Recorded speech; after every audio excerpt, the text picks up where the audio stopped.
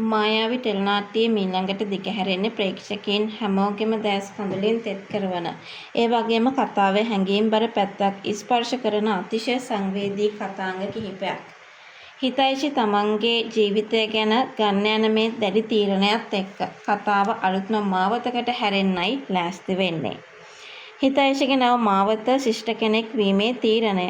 තමන්ගේ ජීවිතයට ආපු හැලහැප්පීම් සහ බලාපොරොත්තු කඩාවැදීම් මැද හිතයිෂි දැන් ඉන්නේ ලොකු ආගමික නැඟපුරුවක් සහිත තීරණයකයි.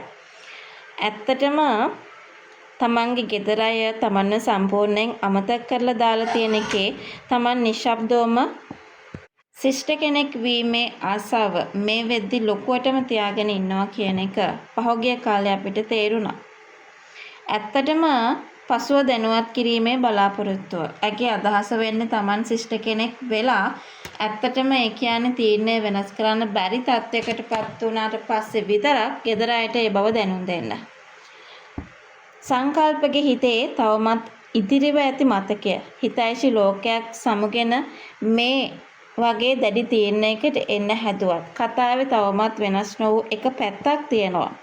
ගොඩාක් දේවල් වෙනස් වෙලා හැමෝම අයව අමතක කරලා වගේ පෙනුනත් සංකල්පගේ හිතේ තවමත් හිතයිෂි ගැන ලොකු හැඟීමක් සහ මතකයක් ඉතිරි වෙලා තියෙනවා.